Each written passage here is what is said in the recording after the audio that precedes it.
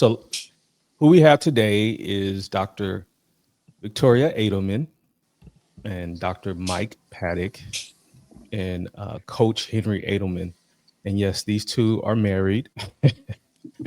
And I've had the pleasure to work with everybody on screen today, and at certain junctions in my career, and that's why I have you guys on, because I know you guys, and I have the pleasure of getting to understand your ideas and where you might be coming from on this particular topic.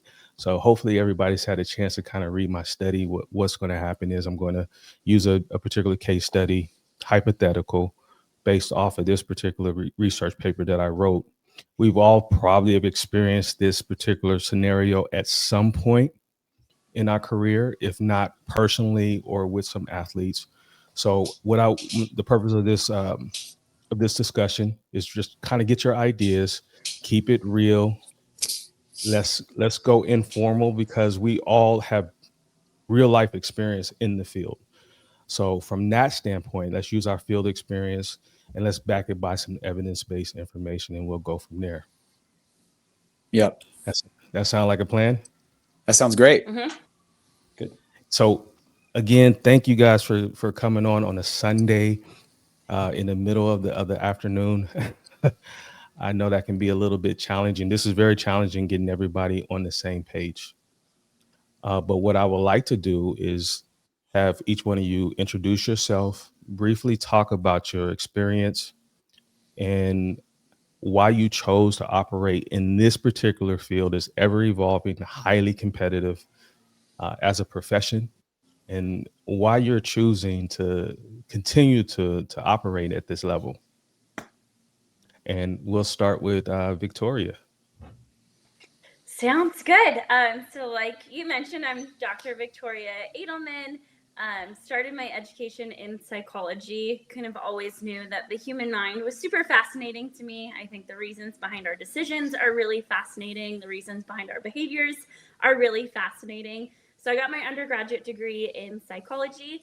At that time, I was a college athlete. So I was a college softball player and kind of navigating a lot of my own struggles as a collegiate athlete from a mental perspective, really struggling with things like confidence and self-doubt and negative self-talk and a lot of these different things. And it was kind of through those experiences that I found sports psychology. I'd never heard of it before. It was not something offered to me as a collegiate athlete. And so found out about sports psych, decided to get my master's in sports psychology, really looking at how does the mental side of performance impact our performance, and how can we work to improve the mental side of performance.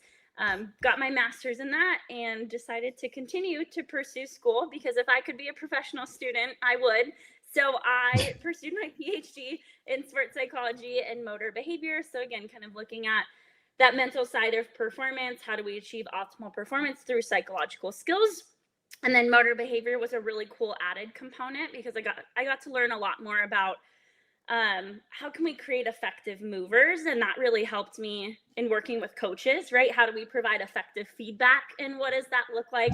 How do we design practices for the best chances of learning and retention, and what does that look like? And so got my degree in sports psych and motor behavior, and I'm now teaching sports psychology to master's students and working as a certified mental performance consultant. So working with athletes and performers and coaches to help them achieve optimal performance through psychological skills. So it's been a really cool journey that really kind of stemmed from my own psychological issues that I was working through as an athlete. So just to give a little bit more background, I've taught and spoke at Victoria's classes. She's brought me in for, my perspective. I do have a slight background, not as extensive as hers in sports psychology. But the reason why I brought her on specifically is because in my research in blending both the athletic training world or the rehab science world with strength and conditioning, sometimes we forget about the psychological standpoint or the psychological readiness standpoint of return to play. So that's very much a part of my research now at this junction. So that's why I brought her on, because I really wanted to hear her perspective. Sometimes we forget in the process of us just doing or following the protocol, we forget that sometimes the athlete may not be, even though they're physically ready, they may not be emotionally and psychologically ready for return to play. Mm-hmm. Absolutely. Dr. Mike Paddock, you're up. Hey, Mike is fine. Hey, so this is my second career. My first career was in traditional athletics setting, where I was 30 years between the JC and the university systems. And my last stint at traditional athletic training was around the Monterey Bay area, and that's where I met Prince. This is where it was kind of a unique role, because we were in a kind of cool position with having an all-star staff there. So we were able to do a lot of cool stuff that a lot of institutions probably couldn't do. And part of that was a great collaboration with our academic side of the house. So I've since the pandemic transitioned to the academic side, and I'm now teaching in the health exercise science area. And actually for the first 5 years, I wasn't able to break into the athletic training room for whatever reason. I know I'm a lot, so I'm a lot. So I didn't get into the athletic training room, but I'm now there, and we're incorporating a bit of athletic training into our internship programs. We're now creating internship programs there, similar to what we had at Monterey Bay. And then the big picture here is, since I wasn't able to break into the athletic training room, I really focused my attention on the strength conditioning with the lens of an athletic trainer, and saying, reality is we can do a whole lot more for injury prevention if we just start at the front end. And Prince, where we started doing this at Cal State Monterey Bay for a variety of reasons, saying, we were thrown into the position of having to take over the strength conditioning, because it was the Wild West at Monterey Bay. So once we took it over, it became a much more controlled entity. We were able to identify what the programs were going to be, who was going to be doing them. We were able to add a standard to it. And I think we did a really nice job with the 2 years of data I collected there on preventing the overuse injuries in particular. You're always going to have those, I rolled my ankle. But in terms of a paradigm shift, perhaps that time at Monterey Bay was important for me to say, strength conditioning is a key component for the athletic training world, which I love a lot. And presently, right now, we're starting our internship program in strength conditioning and our internship in athletic training. And I'm trying to mesh those two, because I really do think if you're going to be involved in any way, shape, or form in the athletic training world, you're going to have to be involved with your strength and conditioning professionals.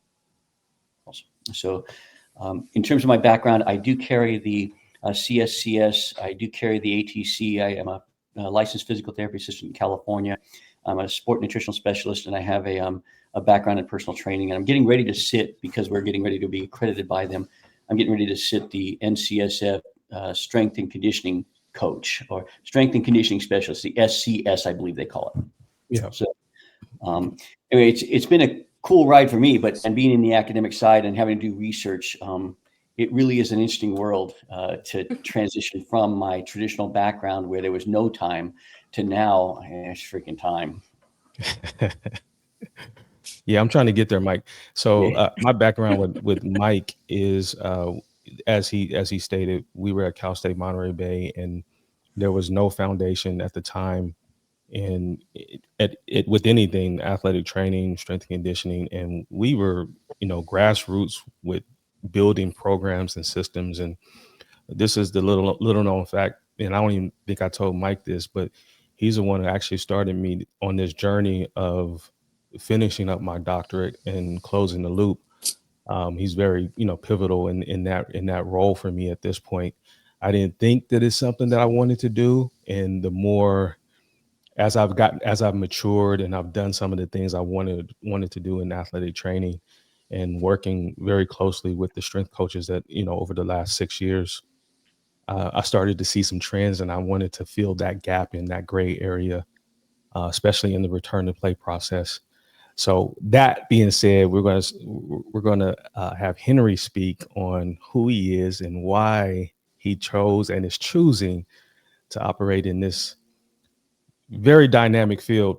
And then I'll I'll tell you this before he gets started, and he's very, very humble, but he is probably one of the brightest young minds in not only in the rehab world, but in the strength and conditioning world that I've worked with at this junction in his career. I think he is well ahead of the game. But I'll let him introduce himself.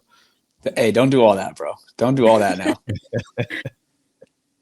No, I appreciate it. It means a lot. And you know that, when you and I worked together, man, it was the dynamic duo. And those are some really fun times, and I miss them a lot. But as Prince alluded to, my name is Henry Edelman. I'm currently an assistant strength conditioning coach for the football program at the University of Arizona.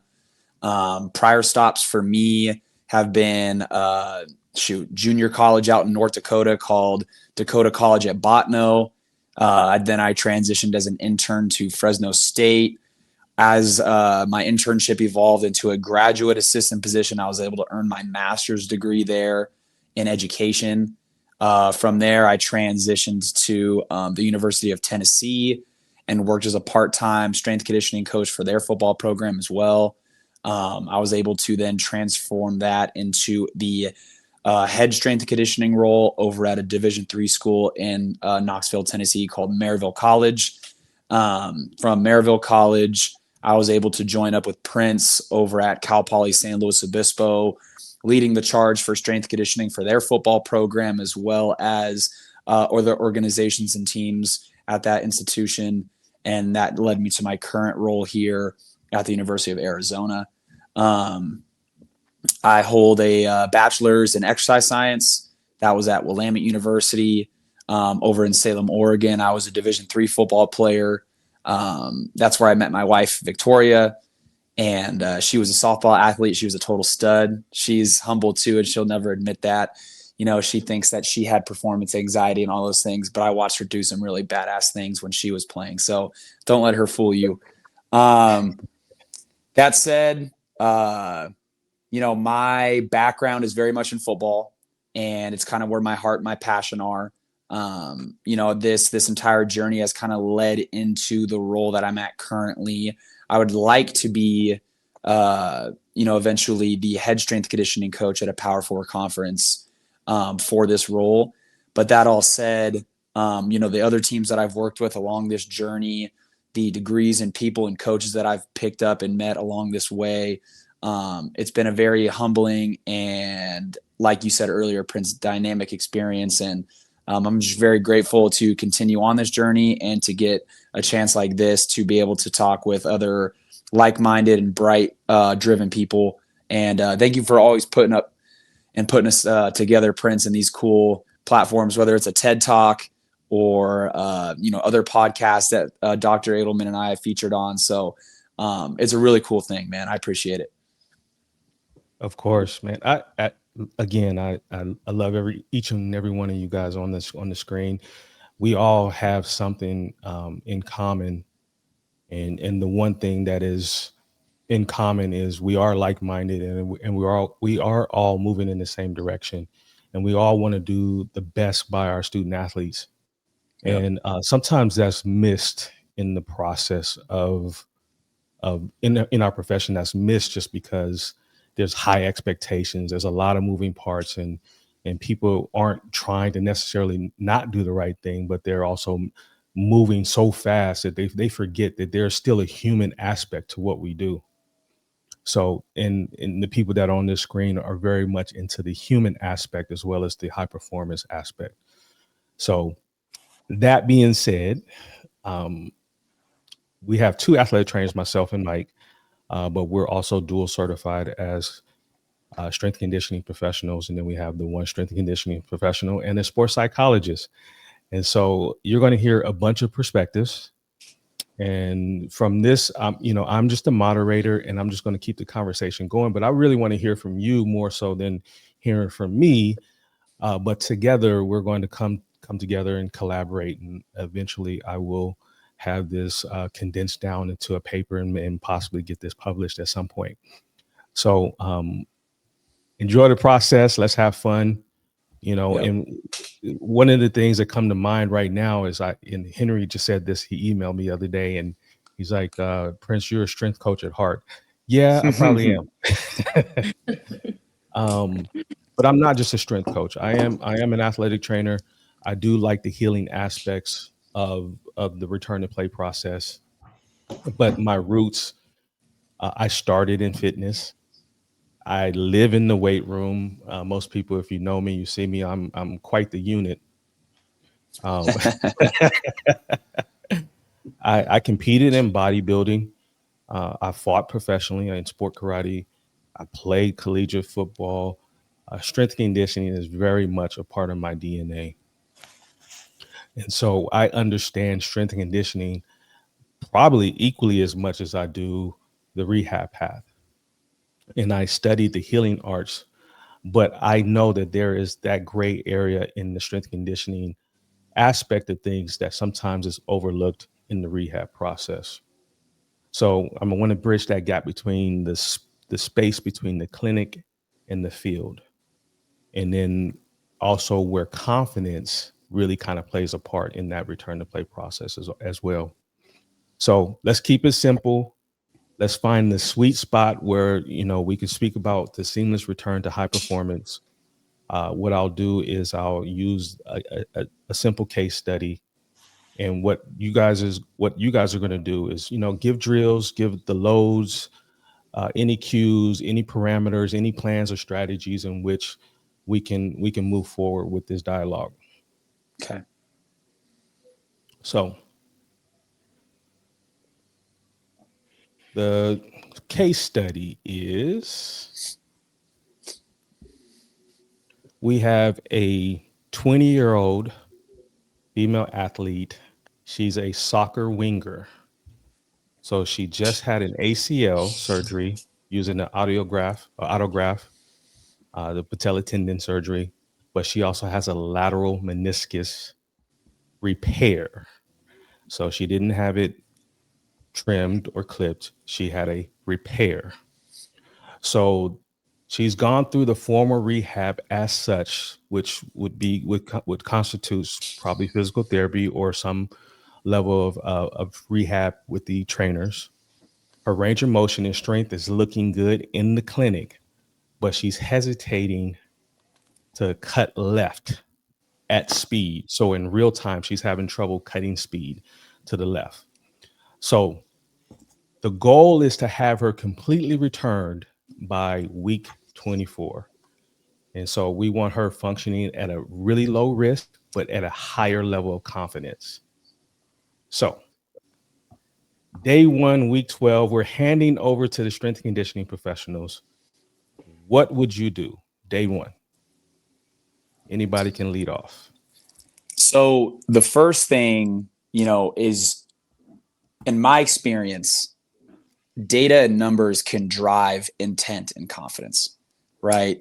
One of the things that we would want to do as this process is going through is use some sort of either similar technology or the exact technology, some sort of force plate, right? One that comes to mind is one that we use here. It's the Vald Force Dex.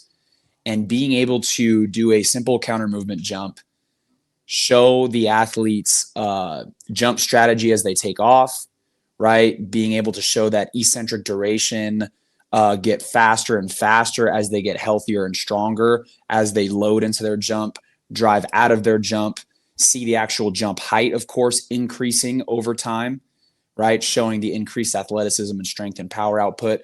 But then most importantly, with what we're discussing in this case study, is the landing asymmetries, right? And being able to show those reducing over time. And I think the toughest part about that, and Victoria, you could probably speak to this a little more, it's not probably going to be this perfect linear downward trend as the asymmetry lessens and lessens, right? There's going to be some weeks, because especially as you're rehabbing, just like periodization, generally speaking, you're kind of breaking the body down, breaking the body down, breaking the body down. Then you unload or deload. And that's when the adaptation occurs. And then you kind of break them down, build them back up, break them down, and so on. So navigating the plan ahead of time, being able to explain how the plan is progressing as you're going through those things, right? And just being, I don't want to go out of my scope here, right? But being a relational coach in this situation, or a relational practitioner in this situation, right? And being able to have those meaningful discussions that, again, drive intent and confidence and comfortability with the person you're working with is super important. But then having the numbers to then represent those things as well is super important. And Prince, that was one thing that was difficult when we were working at Cal Poly, is we didn't have a lot of sports science, right? Right. You had to have those relational conversations, and there was a lot of trust and buy-in from those things, but there wasn't a lot of numbers driving those things, right? So we're really blessed here at the University of Arizona, and I'm sure most places, as we begin to become more legitimate and gain a stronger understanding of what return to play should look like, right? We have empirical data to back those conversations, and that will drive the amount of willingness and confidence that this athlete is able to undergo when they're performing week after week, day after day, checkpoint after checkpoint through their process. And so, like, one of the first things that you want to look at is that force plate data and just looking at asymmetries. Now, we're also talking about a knee injury, right? I am a huge proponent that the posterior chain strength will directly, well, I shouldn't say directly, it will indirectly kind of guide and strengthen the amount of decelerative components that the athlete can perform when they're doing a lot of these return to play linear work and change of direction work, right? So we might also use something like a Nord board.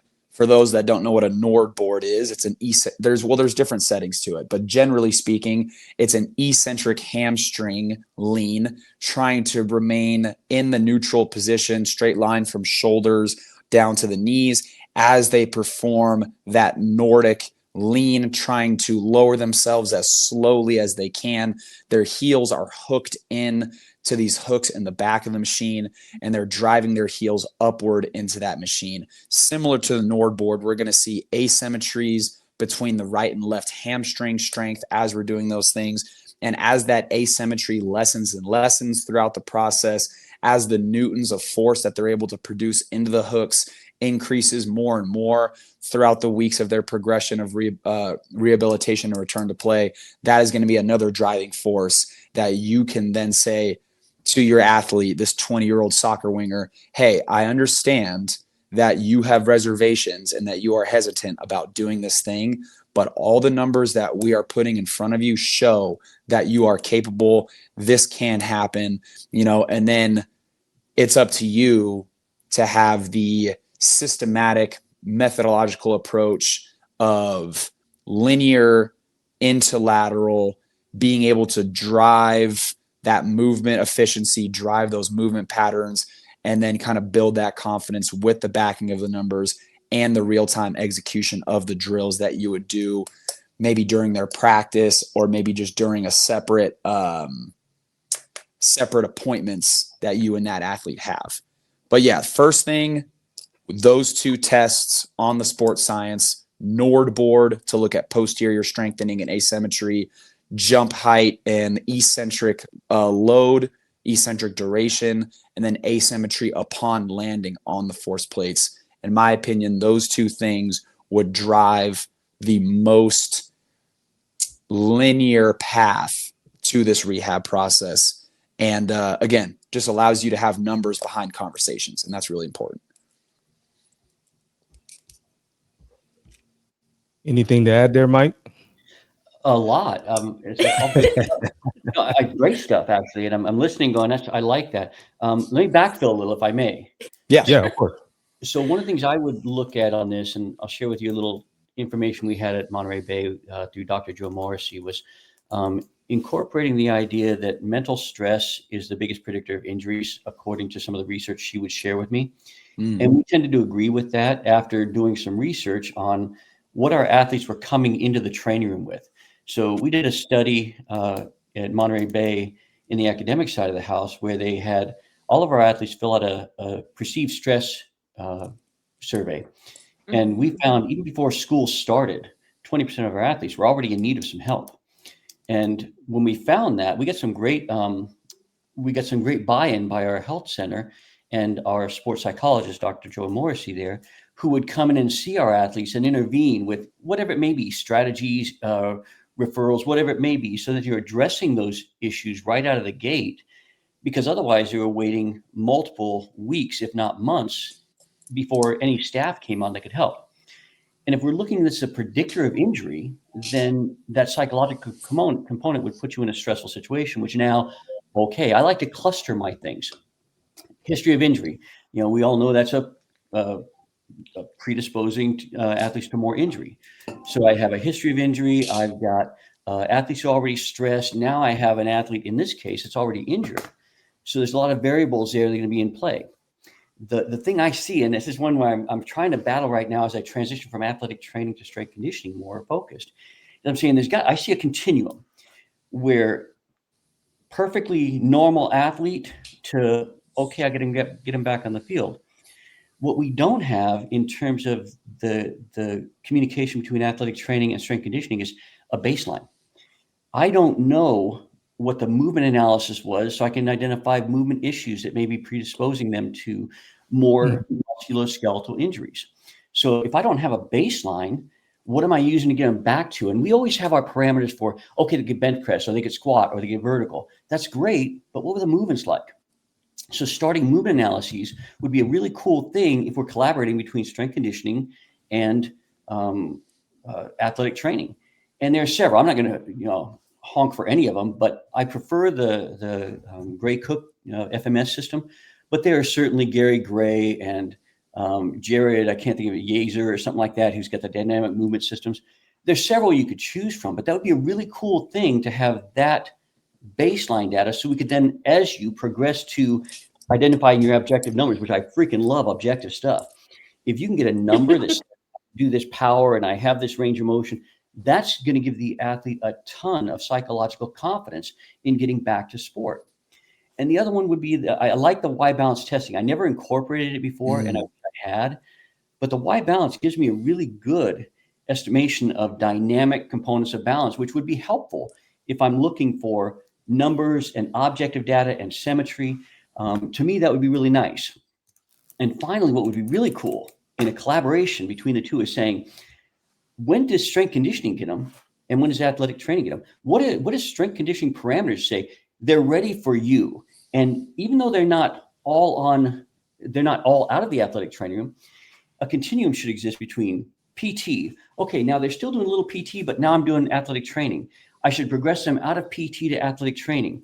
While they're in athletic training, they're still doing athletic training, but I'm going to get them started in strength conditioning, and then they progress from athletic training to strength conditioning. So the continuum goes on where everybody's got their hands on and communicating back and forth, which is a really cool model, I would think, in terms of getting things prepared and transitions so the athlete can see not only a stepwise progression, which would, again, build that confidence. Oh, I'm out of PT athletic training, step 1. Oh, I'm out of athletic training into strength conditioning, step 2. Oh, man, I'm back in my sport. And trying to keep them as much as they can in their sport.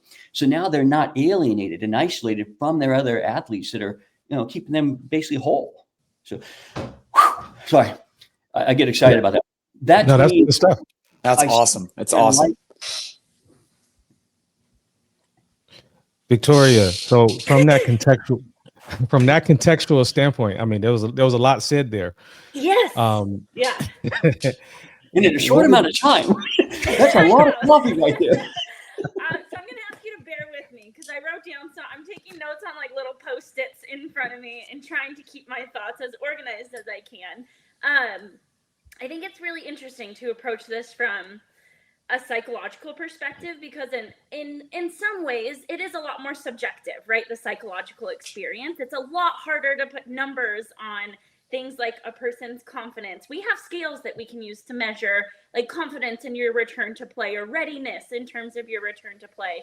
But it's a human experience, and human experiences are really tricky to objectively measure. And so I think for me, the first thing I'm picturing this as like, I'm the contracted CMPC and this 20-year-old female athlete has sustained an ACL injury. Like, what is my job in this process? And the first thing realistically is just to gather information, to have a conversation with this person, to understand what their experiences have been. And I think you brought up a good point about mental stress, right? Like, what are some of the things that maybe led to this injury, or what are some things that were maybe a precursor to this injury? And so for me, I think there's so much value in just simply having conversations with people. I think sometimes we fail to recognize just how meaningful and informational it can be to ask people questions. And so I think that would be the first point of entry for me, is just to have conversations.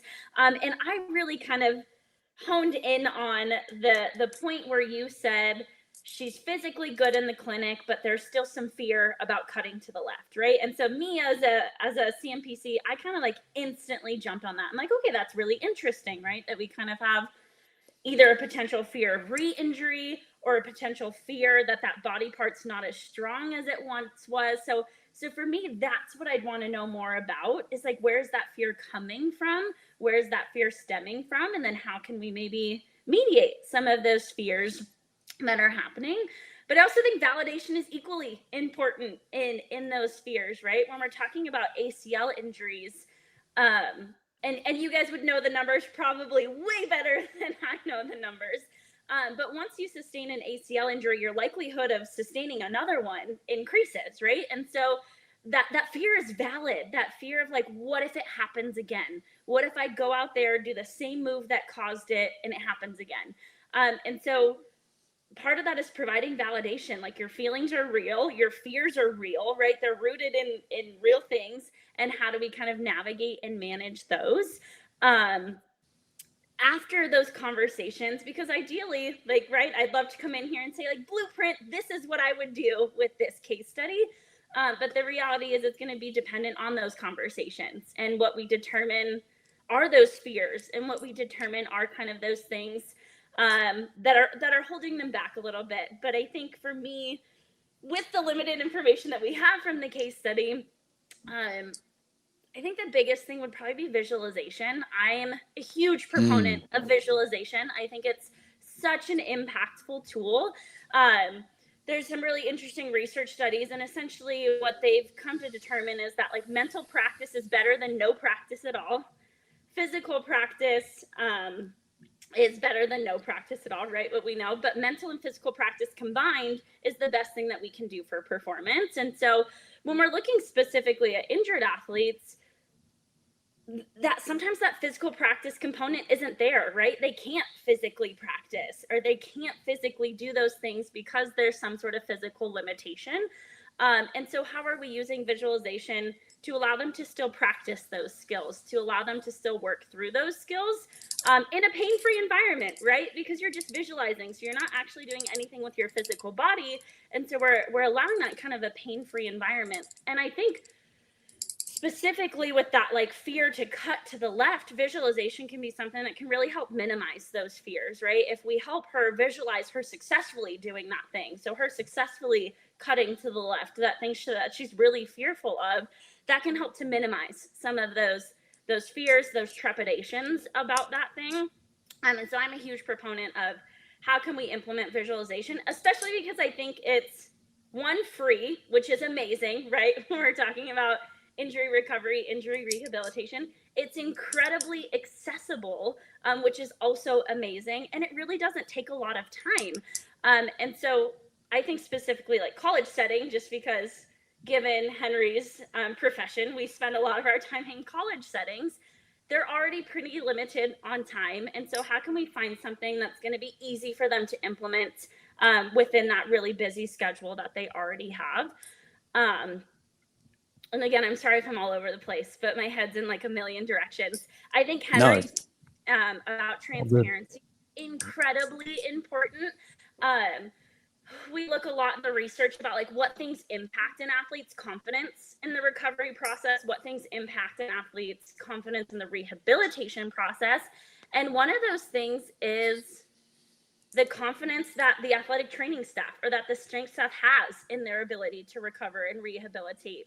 And I think part of that confidence comes from transparency, right? If my professionals, if I'm the injured athlete and the professionals that are working with me are really transparent about like, here's what's happening, here's what the injury is, here's what the recovery process is probably going to look like, here's what your numbers are now, here's where they are this week, that's going to make me feel a lot more confident in that professional, which is going to make me feel a lot more confident in that recovery process. So I think transparency is incredibly important in the recovery process, right? This athlete is already dealing with a lot of unknowns, a lot of uncertainties, a lot of vulnerability. So the more that we can kind of make things clear for them and make that process feel a little bit less uncertain is really important to kind of that confidence that they feel in that process. And then I also loved your point about alienation and isolation. It's something that we see a lot with injured athletes, right? Even in my time as an athlete, we'd have injured athletes on our team, and they were just kind of sitting on the sidelines. They weren't really involved in anything. They weren't involved in the decision making. They weren't involved in practice. And if you're that injured athlete, that can feel really isolating. That can feel really alienating. And we know from the research that social support is like one of the most important factors in the injury recovery, injury rehabilitation process. And so how can we allow them to feel more integrated, allow them to feel more involved? And I think in some ways, strength and conditioning is one of those solutions, right? If they still are in the weight room doing maybe different things than their teammates are doing, but they're still in the weight room doing those things, it can be a lot less alienating. It can be a lot less isolating. And so I think from a psychological perspective, there are so many benefits to transparency and incorporating strength and conditioning into that recovery process to allow them to feel still really integrated into that culture, still really integrated into that environment. And I'm sure I have way more thoughts, but I'm just going to stop there. No, that's fine. That's all good stuff. That's all. I want great. to build off that too, Prince, because you and I used to speak all the time when we would have athletes coming back from things like they need to be getting up early still and getting to the weight room with their teammates and attending meetings and being a part of the process and the program. To Victoria's point, you know, like having that stability and having that camaraderie and community is very much a driver for their motivation and their intent by the way that they work through some of these processes. Now, the lift, especially for this athlete compared to her counterparts, is going to look a lot different, but she's still in there and she's still being held to a standard and expectation to be there, right? Yeah. Because she is being covered by the same accountability that the rest of the program is. She's still very much a part of that. And I think there are athletes that sometimes they do get hurt and they kind of go, oh, well, now I'm not, you know, maybe going to be held to that same organizational standard that everyone else is, you know, and that can be tough for them to then have to follow through with some of those standardized things. But at the same time, in the long run, they feel much better because they're a part of it and not, like you said, alienated or isolated away from it. And then I want to go back to just one point you brought up, Victoria, about visualization. I think with visualization, skill acquisition is very important as well in being able to enhance that visualization, right? Like one thing that we do here at the University of Arizona with our athletes that are returning back from lower extremity things, especially like a ligamental or a tendon-based thing, is our change of direction progression. And what we do is called stop to push, right? So they're maybe doing like 90-degree cuts in a square. That's like a 5x5 box, right? It's really simple. They'll jog up to the first cone and completely stop, let's say in this case, on that left limb. And they have to sink. And then they push and extend laterally, horizontally off that left limb. Jog, jog, jog to the next cone, sink and stop off that single limb, right? Once that athlete feels that they are confident doing that, then we move it up to a subjective 60%. Then we move that up to a subjective 75%, right? And then we're getting to a point where they're no longer stopping and pushing. We're getting to a point to where they can break down normally, sink through the hip, knee, and ankle as they go to redirect laterally. And then that, to your point, Victoria, can help drive that visualization in a real competition setting, I guess, right? Okay, I've done this out on the field. I know that I'm somewhat capable of it, maybe not at the same speed that I used to be, but now I have a better muscle to mind connection because at least I've gone through those things. I've gone through the motions of those things, right? And now I can picture myself doing them at a further level, higher level. And then maybe I can even see myself doing it like I used to do it when I was juking those girls out on the field or whatever the case was. You know what I mean? So, I wanted to add that in because those are two thoughts that I had as you were kind of going over the team setting, right? And holding them to the standard of the rest of the team setting and be involved in the processes and protocols that the rest of the teams are involved in still, but then also that visualization standpoint. And I'm a big believer in visualization as a methodology, but then I also think the skill acquisition can pair very well with that visualization in order to gain confidence and movement efficiency. Yeah. And that's a really good example of that, like mental practice coupled with physical practice is ultimately going to yield the best performance results if we're coupling those things and integrating them as much as possible. And I just wanted to bring in a little caveat of this notion of like isolation and alienation and how can we include them as much as possible in these things. I think it's also so important that they have that psychological support in that process, because research has also looked at some athletes feeling like, well, going to practice and seeing my teammates reminds me of all the things I can't do, reminds me of the fact that I'm injured, reminds me of the fact that I'm not involved. And that makes the recovery process harder. Like going to practice and seeing these people living out the dream that was my dream. And now that dream is kind of on hold. And so yes, we want them to feel integrated and involved, but that shouldn't be without that psychological support to help them work through those feelings of like, how do we change your perception of you not being able to do all the things that your teammates are doing and shift that to how am I still adding value to this space, right? Like, how am I still bringing something to this space, even as an injured athlete? So I just wanted to add that caveat that yes, we want to include them in things. We want them to be involved in that culture, but they also need to have that psychological support to work through some of those potential feelings of like, yeah, but it also sucks to sit there and watch my teammates do all the things that I can't do. And so just wanted to point that out. Like, yes, we want to integrate them, involve them, but they also need that psychological support to work through some of those feelings that they might be having about that. Totally fair. Yeah. Can I go? Mike, do you have anything to add? And I'm listening. I love this. Hey, one thing, and I'd love to take credit for this, but it ties into both what Victoria and Henry have said is, I wish I knew who I got this from, but it's control to chaos. And I've taken that through my entire career of athletic training and rehabilitation. Is ideally, you want to be able to take them through a range of motion. They absolutely control right or left cutting, whatever it may be. And by the time they're done and ready for sport, it's chaos. It is an agility where you're truly saying there's a stimuli taking you right or left. You have to react to that stimuli, whether it's a player, whether it's a ball, what it may be.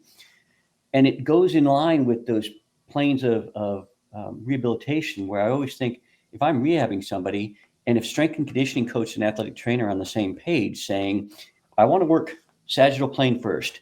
And in that, I want to increase my speed from, walking to jogging to running to sprinting to hard starts, hard stops. And now I'm going to go to frontal plane. And from there, I'm going to progress that speed and transition. And then I'm going to go transverse plane. And so if I follow my rehab in lines, and if the athletic trainer and the strength conditioning coach are there on the same page, then we really do get this control to chaos for the athlete to get that mindset of, I know that I can't cut left as well as I can cut right, but I'm working on it. And here's how the benefits are being shown. And this leads me to another question that is kind of interesting. The last NSCA meeting I went to, there were some conversations regarding just exactly what role the strength conditioning coaches are willing to take with our post-surgical athletes. And are they comfortable taking on an ACL reconstruction? And if so, at what point? And when do they put themselves at increased liability for taking that on if they don't have the proper training for taking it on? So, and it's a 50-50. That meeting was incredibly contentious. And some were, it reminded me of the athletic training days back, and I'm old, so just so you guys know, back when I was in athletic training, we were deciding whether we were true emergency responders for athletes or whether we were doing rehab. And so never the two shall meet. And then they progressively became, okay, we do have a rehab expertise.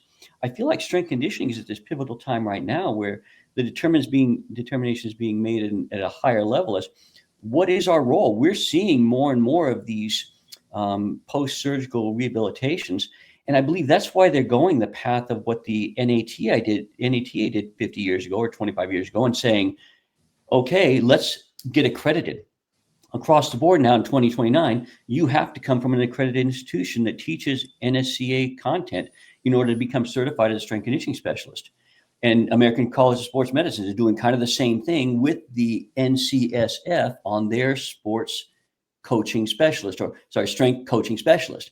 So I think everybody's going to the line where they're saying, we're going to accredit these educational standards so that there's an expectation now that you will be able to progress from surgical to strength conditioning.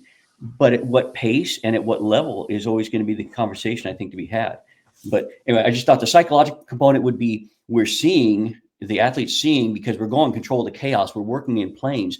And now they're seeing that progression where they get more confidence. And if you can take that confidence to the field, I think they're only going to benefit from it. And I think you bring up a good point about cross-professional collaboration, and I wish every program did that, right? Like these meetings where we're having conversations and we're talking about what are you doing as athletic trainers, what are you doing as strength coaches, what are we doing as MPCs. I think that's so important, right? Because at the end of the day, we are all their support system. Like we are there to support this injured person, this injured athlete in their recovery. So if we're not communicating, then I think we're doing them a disservice, right? Because we're not all on the same page in relation to their recovery. So I love your point of like, how are we as athletic trainers and strength coaches working together to talk about this is what kind of we want rehabilitation to look like. This is what we want their recovery to look like. And again, I wish that was an emphasis in more programs. I think we're seeing it more, that cross communication, cross collaboration, but instead of viewing us as separate entities, we really should view ourselves as just the support system of this person. And how are we working together to achieve that common goal of getting them to return to play? And what I will say is I hope I've led by example in this. I think Prince can speak to this is I check my ego at the door and I'm very confident in what I do. I think I'm really good at what I do. The reality is for me, in terms of strength conditioning, I'm not a great football strength conditioning coach because I'll sacrifice bigger, stronger, faster for injury prevention. And if you look at the NATA, we're supposed to be preventative injuries. And NSCA is saying their top goal is to prevent injury because an athlete who's not on the field is not useful. So I absolutely would say, Henry, Prince, you guys probably know more about strength conditioning than I do. And I'm perfectly fine with that. But I'm willing to say, then teach me. And we have chiropractors and strength conditioning specialists and physical therapists come to the clinic where the athlete could see all of those things together and the disciplines working together to benefit them. So I think the idea of accepting that I got a limitation, I got a skill set, but there's others with better skills than I do in different areas.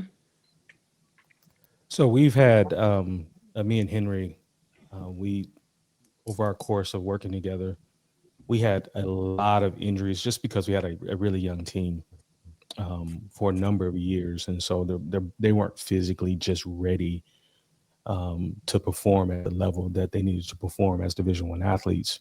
So we got a lot of ACLs for a period of a couple of years that we were dealing with.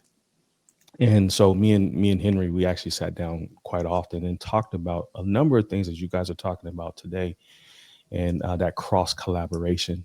And we've tried to implement a lot of those strategies into, keeping athletes engaged, keeping them, involved.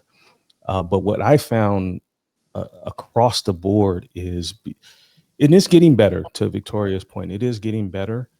But there is a lot of egos involved, and everybody wants to be the authority on their aspect of the profession. They think their aspect of the profession is the most important part of the aspect of the return to play process, when really everybody has input and everybody has strengths and weaknesses. And I tell my athletes all the time, strength is never a weakness. I wish I could take that as my own, but that's not mine. I stole that from someone else. But but the reality is very true. Strength isn't a weakness; it's an asset. So a lot of times, what we're missing is in this return to play process is exactly what you guys are talking about, is really sitting down and having a collaboration, talking about these things. What role are you going to take? What role are you going to take? Let's take the egos out of this and let's work together, because it's really not about us.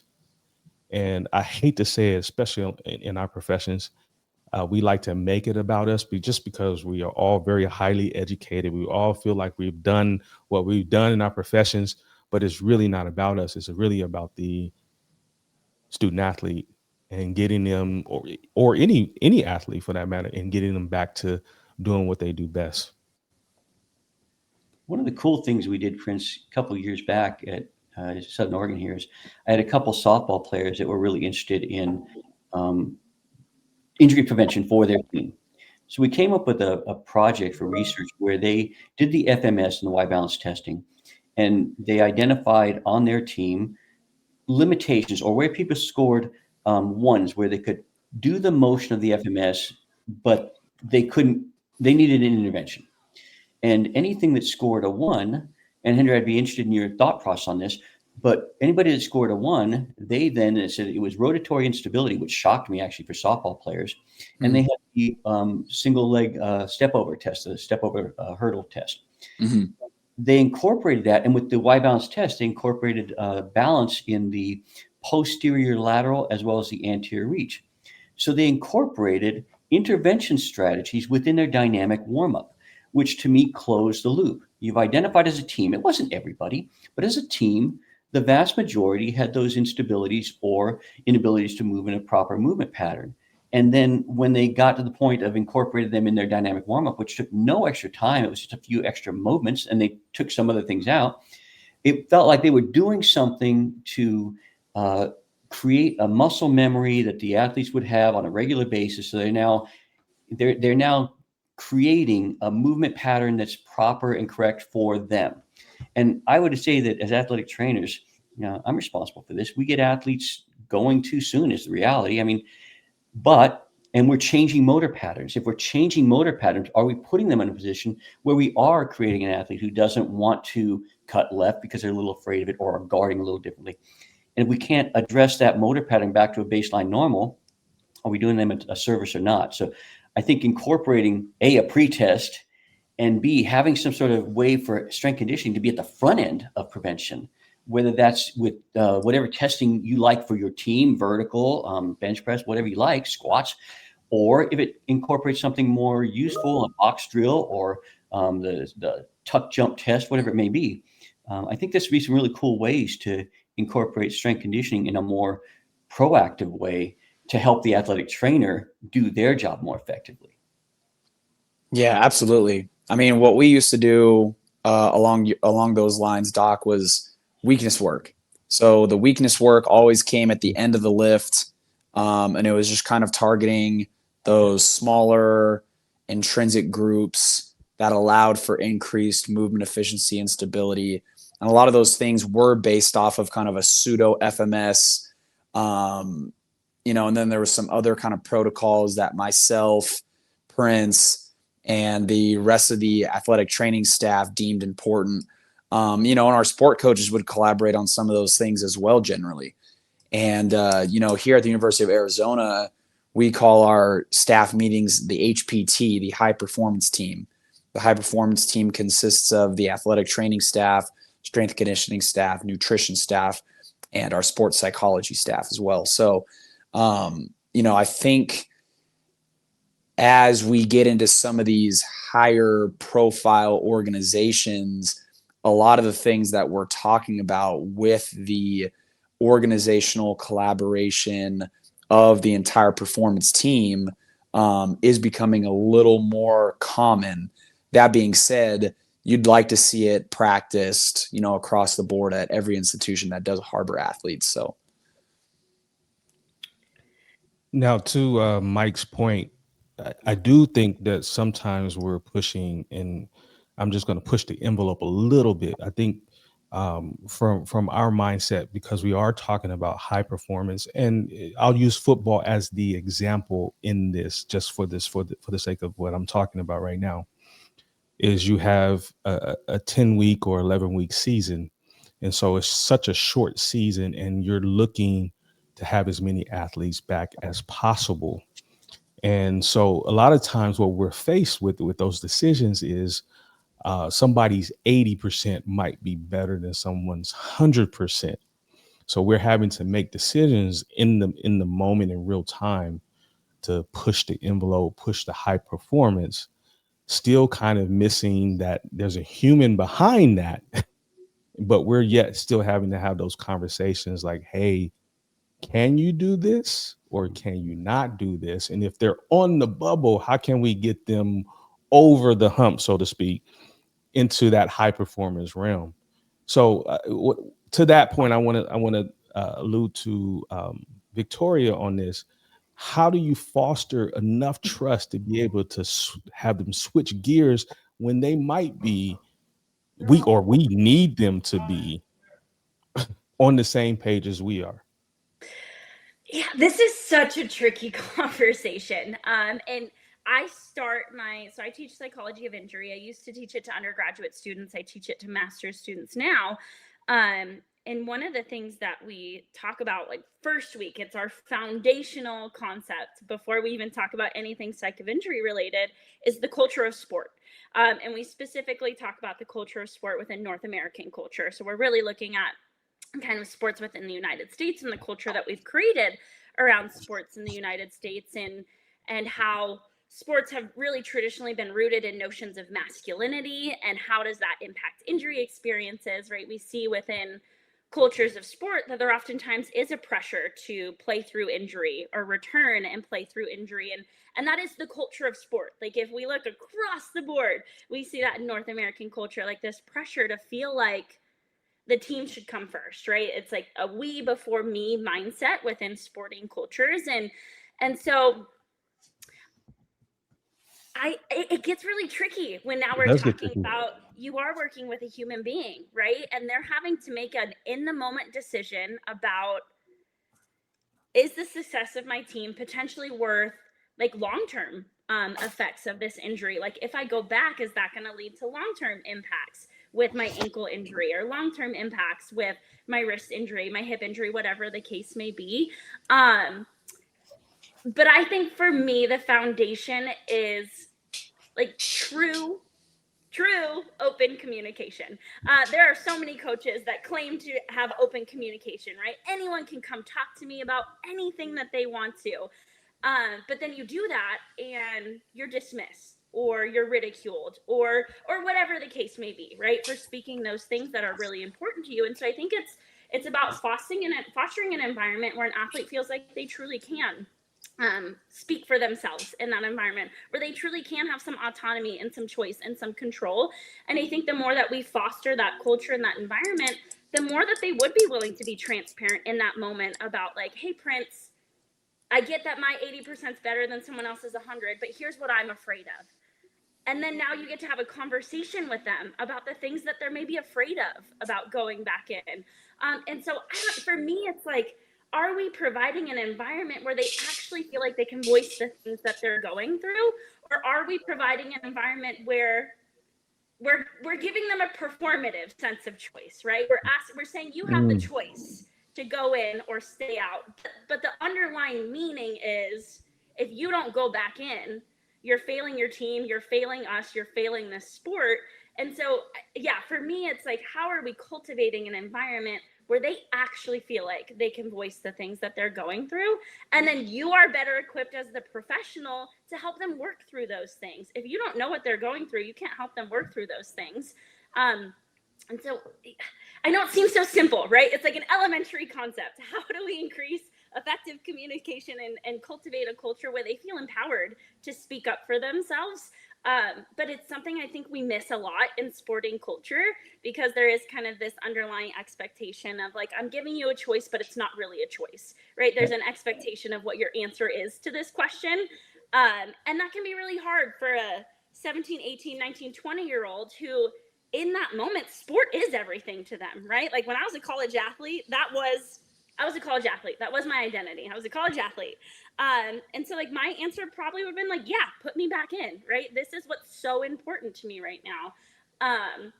So I think as much as we can kind of work against that culture a little bit and allow them to talk about those things, it better equips them and it better equips us as professionals to help them make those decisions. Can I expand on that a little? I know that was super long-winded. You had some great spots there. One of the things I would say, and I absolutely agree with you, as an athletic trainer, I can't look as an athlete as a clinical general population person.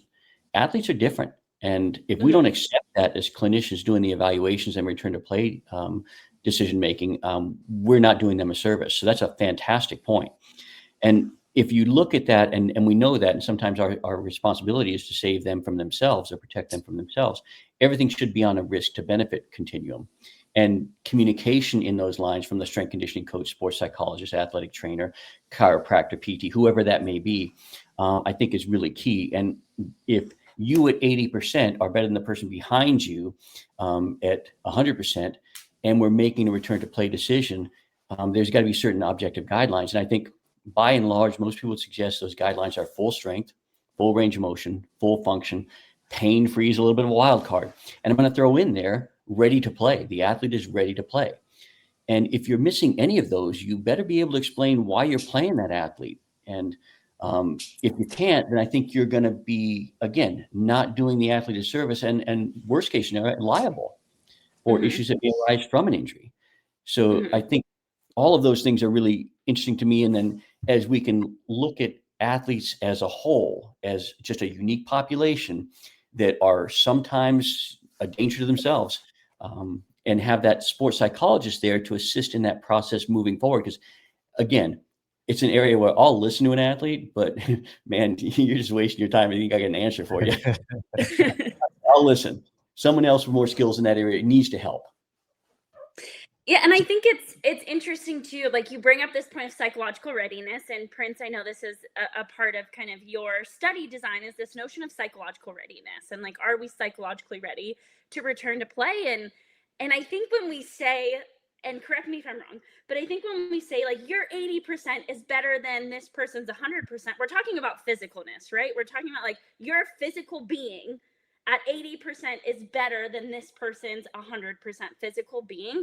But what we're not taking into consideration is their psychological readiness, right? If they're not psychological ready, then maybe they're at 50% of the capacity that they can give in that moment. Maybe that 30% of the capacity that they can give in that moment. And so I think we miss something when we just focus on, well, you're physically better than this other person, and so we need you back. Okay, but what about their psychological, emotional, mental readiness to return to that thing? And I think that's something that needs to be considered. And it's tricky, right? Because oftentimes these decisions are being made on the sidelines. The head coach is yelling at you. You have a minute to figure out what's going to happen in this situation. And that's where I think it's so important on the front end to cultivate that culture where the athlete can be like, hey, Prince, like I'm scared, or like I'm not confident. I don't feel good about going back in. And like, yes, I get my 80% physically is better, but I can only give you 40% right now. And like, is that going to be beneficial to everybody? And so I think it's so important on the front end to cultivate those things, because you guys are making like split seconds. You got 30 seconds to figure out whether that player's coming back in or not, or you have one play to figure out whether that player's going back in or not. And so I think a lot of that is like on the front end, cultivating that open communication so that they can say, I'm not psychologically ready to go back in there and do these things that you want me to do. And like, by doing that, I am putting the team before myself, right? I'm letting you know that I don't feel like I have the capacity to do what you're asking me to do. That's a So great. oh, go ahead, Mike. You go ahead. Oh, I was saying that's a great point and a total disconnect, and one that, you know, if you're an athletic trainer who is athletic trainers, are I always consider the ones that are athlete centered and sports centered, and there's a continuum there as well. You know, am I Yeah. there for the team? And that all depends on what level you're at, I'm sure. So, and who's paying your check, you know? So, Connect is really a place where there's some room for improvement, I believe. So I'm going to push a little bit in that thought process, because these are the conversations that we need to have as high performance clinicians and professionals. The coach comes to you and says, "Well, I know my player. I know my athlete. She's a great winger. I understand that she's limited in this particular aspect of her training.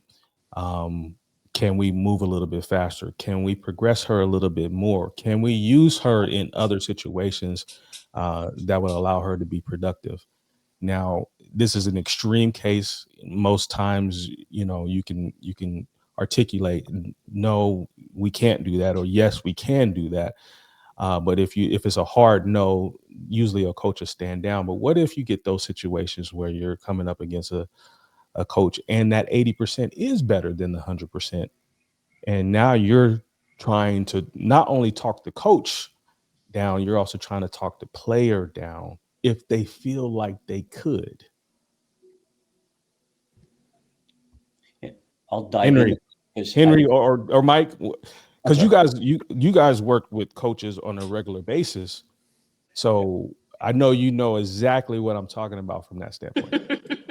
you know, Henry, I'd love to hear your perspective on this because it always, you know, the strength conditioning guy always has the last visual of them doing their activities that are ready for sport. But as an athletic trainer, and that's the one who has to talk to the coach under normal circumstances. And having had this conversation, I would argue that's probably why on this continuum of, are you a athletic trainer or are you a team athletic trainer? And if you're going to make that decision, you got to stay consistent within yourself and stay, you know, true to what you believe. And in that case, if you go to the athlete and you're trying to convince them, I'm all for having the conversation of, okay, let's do a modification. You got a kicker. Okay, I'm not going to be on kickoff team, but field goal's fine because I don't have to chase anyone down. You can make modifications.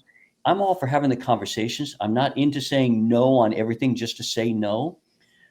But at the same time, if now I'm becoming the voice of the coach to coerce the athlete into something they're not ready for, I'm not at all comfortable with that.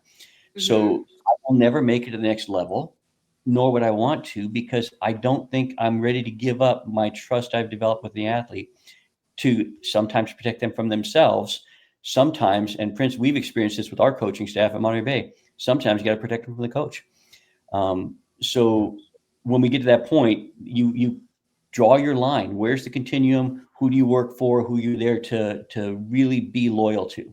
And Henry, I'd love to hear your take on that. And I'd also love to hear, Victoria, what you think about where the sweet spot is here, because I really don't know. Yeah.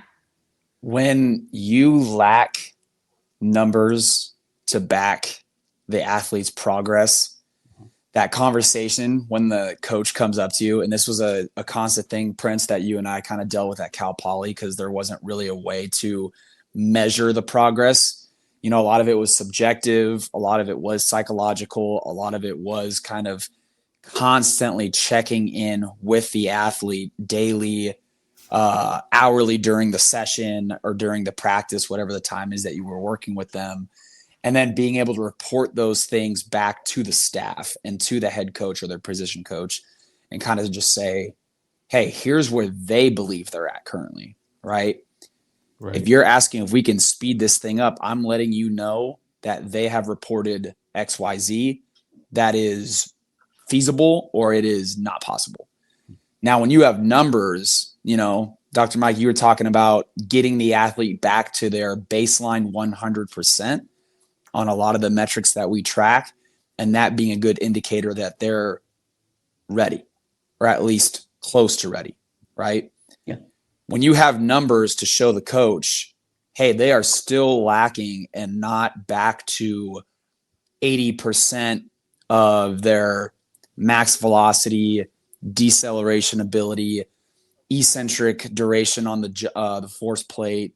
Their Nord board is not creating as much force. They still have a lot of asymmetry. That allows you to then tell that coach, like, look, I believe this is a poor idea to speed this up. I know you think that this athlete can help us in these regards.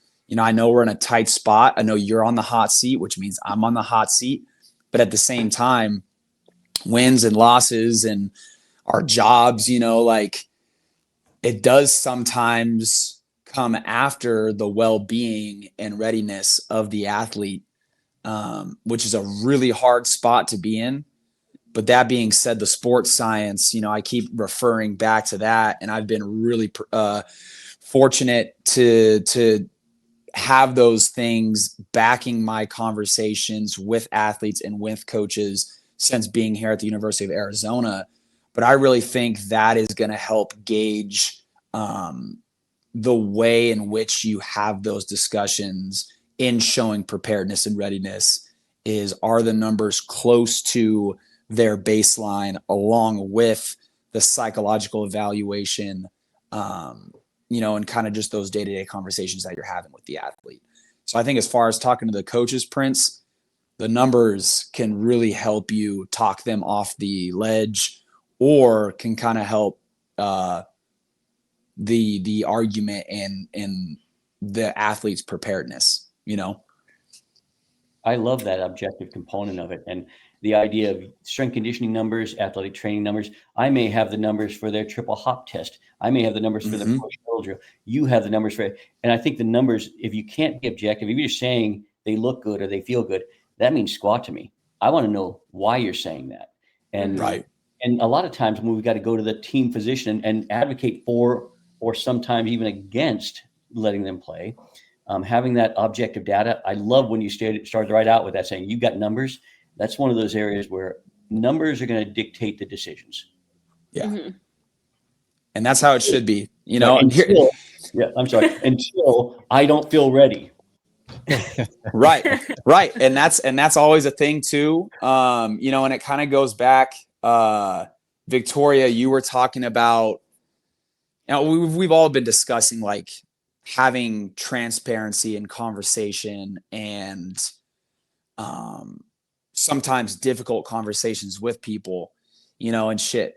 AI can put out a program, but they can't have those conversations with an athlete. And that's where, we are all going to be very much okay with the spots that we're in from a professional standpoint. You guys, I have a lift that starts in about half an hour, and I got my interns rolling in here and stuff like that. I got to kind of get the troops going here. Is there anything else that I can contribute before I hop off here, Prince? Henry, we're going to hop off anyway. We might have to do a part 2 because I Yes. haven't even got half of my questions. But I don't want to hold you guys' time. But Henry, go do what you got to do. We'll catch up a little bit later. It was a pleasure. All right. Thank you. Prince, always a pleasure, man. Dr. Mike, good to meet you. We'll talk soon, okay? Same. Thank you. All right, y'all.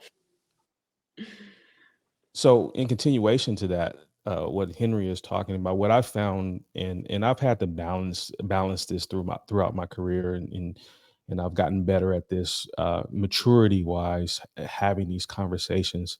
And we do have to blend the two between what the athlete is feeling and talking about, and us having that conversation with coaches. And those are difficult conversations at times, because we want the best for the athlete, but we also want them to perform. And the coaches, as Henry alluded to, aren't always looking at that aspect of it. They may not necessarily, from an ominous standpoint, be wanting to put anybody in any situation or any harm, but they're looking at it from I have to perform from a job standpoint, and we're looking at it from the standpoint of your job is more secure if this athlete is often better able to perform to their maximum. So would you rather have them now, or would you rather have them later when they're ready and they're optimal? Would you agree, Victoria? Yeah, I have a lot of thoughts on this, which I think is fascinating. And I've never had to be there for those in the moment conversations, right? Of like, we need this person right now. So what is your professional assessment of things? But I think from a CMPC perspective, a lot of what I do is also work with coaches about a lot of these things, right? And I think I kind of go in two directions when we're talking about work with coaches. And the first one is this emphasis on how are we developing everyone, right? I see this so often on teams where we're developing our starting five.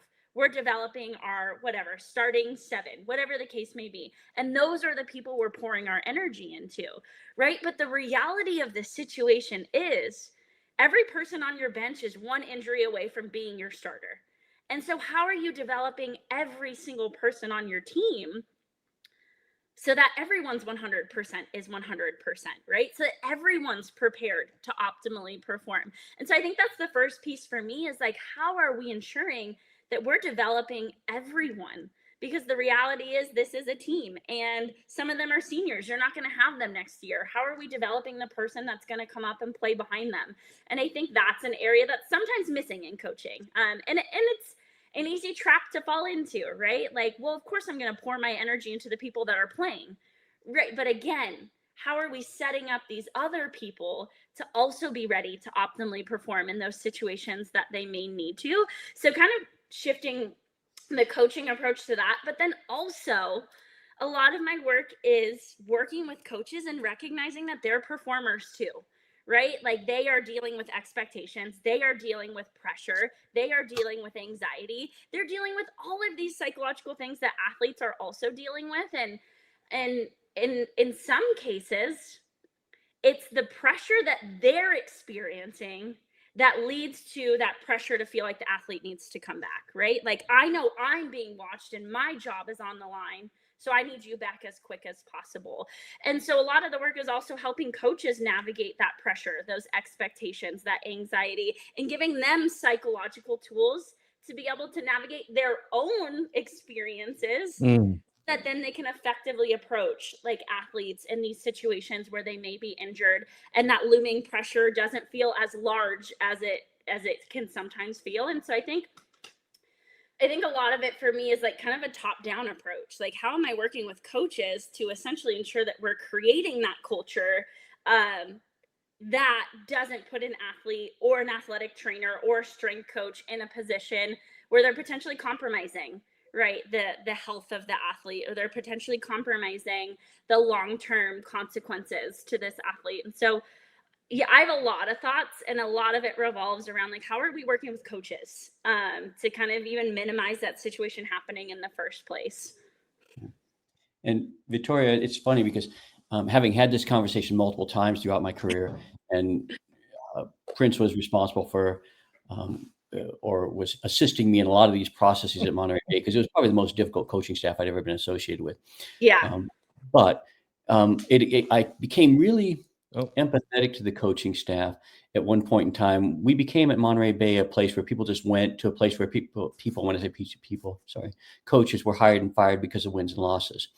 And when that became the case, we had one coach who was on the hot seat, and it became an issue of, I can't care whether you only have one center. I can't care whether you have this your best point guard. I'm not responsible for recruiting. Just because you didn't recruit enough or recruited poorly, I can't adjust my decision making on who you have or don't have. And that's the first conversation is Division II coaches, and I'm sure it's this way with every coach, but Division II especially. Someone shared with me that's where coaches go to die, because if they can't parlay a Division II experience into a winning season or winning seasons and take that up to get some revenues from a Division I program or higher pay grades, you're going to go somewhere. Assistant Division I, maybe. What are you doing? So when I started thinking about a coach's decision-making process and how they go about their business when their livelihood is dependent upon 18 to 24-year-olds, I would hate to uproot my family, get got fired because I didn't win enough. You got kids in school, you got a house you live in, you got to buy, sell things. I'm going, I didn't really put that in play in my decision-making process and talking with coaches until after that experience. And the other one was having this idea of a coach who is so emotionally invested in winning that they're willing to have the conversation with you to try to convince you to have a kid play when you've already stated this isn't really, in their best interest at this point in time. And this is where I think it's interesting because Prince and I think, are a little different in terms of our philosophies. I think Prince is a little more aggressive than I am in terms of return to play. I'm old, and I think his skill set, able to converse with each other and have a decision between, that was Monterey Bay. We had 3 really seasoned athletic trainers. It was cool to have discussions saying, why do you think they can? Why can't they? Okay, and have a consensus develop between that. Incorporating the athlete and the coach in that once we were on the same page, because it was always the athletic training room. And then that philosophy was taken then to the coach, regardless of who was coming up with that philosophy. I think we might have lost Prince, but we're still here. He's got that blank look right now. There he is. Well, there he is. I would say he's catching up. I just wanted to, I know we all have to go, but I think that goes back to that point about like communication and transparency. Like, I think the more that we communicate cross collaboratively, the more that's likely going to minimize those conversations where the coach is like, well, I need them back. So what can you do for me? Right? Because you've communicated at every step of the process. This is where we are. This is where they're at physically. This is where they're at psychologically. I think that transparency, it's not going to get rid of those. Like, you're still going to have those conversations, right? But I think it could minimize that happening because the coach is in the loop. They understand, like, okay, we're at 50% in terms of our, I don't know, newtons in force on this one measurement, and we need to be at 100.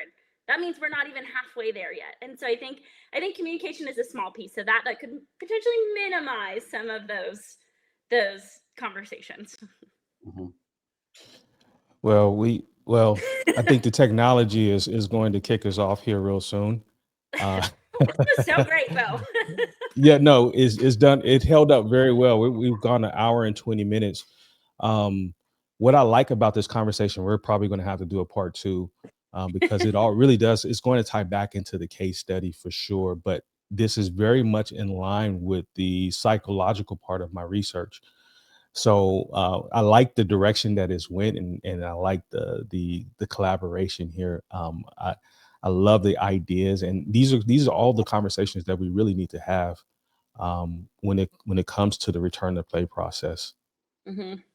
Victoria, I'd never put in the equation assisting the coach with the psychological component. Never in my career had I put that in the equation. That was very nice to have a insight there. And even honestly, even athletic trainers, like, how are we helping athletic trainers manage pressure, expectations, anxieties, right? In a lot of ways, you're making really high intensity medical decisions in 30 seconds because that's what's expected in that moment. And so I think a lot of it is just like providing psychological support to everyone, right? Like, how are we all navigating these things as performers? Yep. Well, you guys, I hate to cut this short. Maybe I can get you guys back on here maybe in the next couple weeks. Yeah. If you guys are up to it, and then we can have further conversations. Trust me, I haven't even got through half of it. I've only got through a third of it. But this is all good stuff. But thank you guys for showing up for me, especially with this research. And I'm in my last year, so it's gotten quite intense this past year. There's a light at the end of the tunnel. Yeah, there's some days that I struggle and say I don't know, but it's these moments right here that let me know that I'm on the right track. So thank you guys again. Appreciate you, Prince. Thank you. And Victoria, very nice to meet you. You too. Thank you so much for this platform, Prince. It's been a really fruitful hour and a half, truthfully. Yeah. But we'll talk soon, okay? Perfect. Thank you.